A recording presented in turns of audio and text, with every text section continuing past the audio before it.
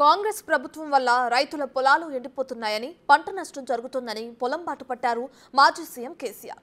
అయితే ఆయన చేపట్టిన పొలం బాట వెనుకున్న డ్రామాలు బయటకొస్తున్నాయి. పొలాలకు యజమానులు కాని వారిని రైతులుగా అభివర్ణిస్తూ సీన్ రక్తి కట్టించడానికి బాగానే ప్రయత్నించారు గులాబీ బాస్.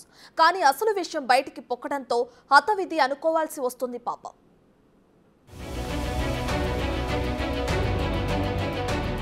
కాంగ్రెస్ ప్రభుత్వ నిర్లక్ష్యం వల్ల సాగునీరు లేక పంట పొలాలు ఎండిపోతున్నాయని జనగామ జిల్లాలోని దారావత్తు తండాలో మాజీ సీఎం కేసీఆర్ పర్యటించారు. 532 సర్వే నెంబర్లో ఎండిపోయిన అరెకరం పొలం పరిశీలించి అక్కడే ఉన్న మహిళా రైతు సత్తెమ్మతో మాట్లాడారు. 6 ఎకరాల వరి పొలం వేశానని, కాంగ్రెస్ గవర్నమెంట్ వల్ల పంట మొత్తం ఎండిందని చెప్పింది సత్తెమ్మ. ఆ పంట పొలాన్ని చూపిస్తూ కాంగ్రెస్ ప్రభుత్వం వచ్చాక పంటలు ఎండిపోతున్నాయని గగ్గోలు పెట్టారు మాజీ సీఎం కేసీఆర్. అక్కడే ఉన్న పొలంలో 4 బోర్లు వేసినా నీరు రాలేదని, ఆర్థికంగా నష్టపోయానని కేసీఆర్కు ఆ మహిళ విన్నవించింది. 2 రోజుల్లో తన కూతురు పెళ్లుందని చెప్పడంతో వెంటనే స్పందించిన కేసీఆర్ పార్టీ తరపున 5 లక్షలు ఆర్థిక సాయం అందిస్తామని హామీ ఇచ్చారు. ఈ ఎపిసోడ్ చూసిన ప్రజలు కూడా మాజీ సీఎం కేసీఆర్, మాజీ మంత్రి ఎర్రబెల్లి కష్టాల్లో ఉన్న రైతుని ఆదుకుంటున్నారని భావించారు. అయితే అసలు విషయం బిగ్ టీవీ ఆరా తీసింది. ఇదంతా ఓ ప్రీ ప్లాన్డ్ స్కిట్ అనే విషయం తేలింది.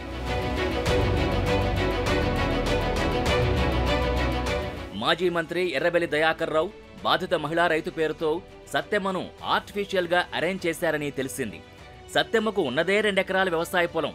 ఆ పొలంలో యాసంగి సాగు కాదని, ఒకవేళ సాగు చేసినా సగం పంట కూడా చేతికొచ్చే పరిస్థితి లేదని గ్రామస్తులు చెబుతున్నారు.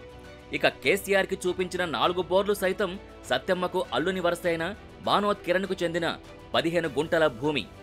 దారావతు తండాలో 532 సర్వే నెంబర్లో 15 గుంటల భూమి కిరణ్ భార్య అనిత పేరు మీద ఉండగా, హైవే రోడ్డుకి ఆ భూమి ఉండడంతో బిజినెస్ పర్పస్ కోసం ఆ స్థలంలో బోర్లు వేశాడు.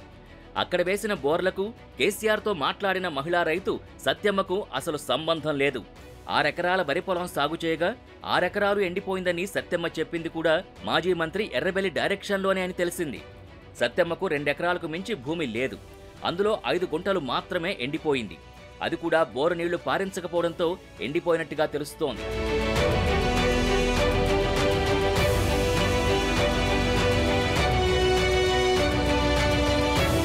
కేసీఆర్ పొలం బాట డ్రామా తెలుసుకున్న అసలు యజమాని భానోత్ కిరణ్ మాజీ సీఎం కేసీఆర్, మాజీ మంత్రి ఎర్రబెల్లిపై తీవ్ర స్థాయిలో మండిపడ్డారు.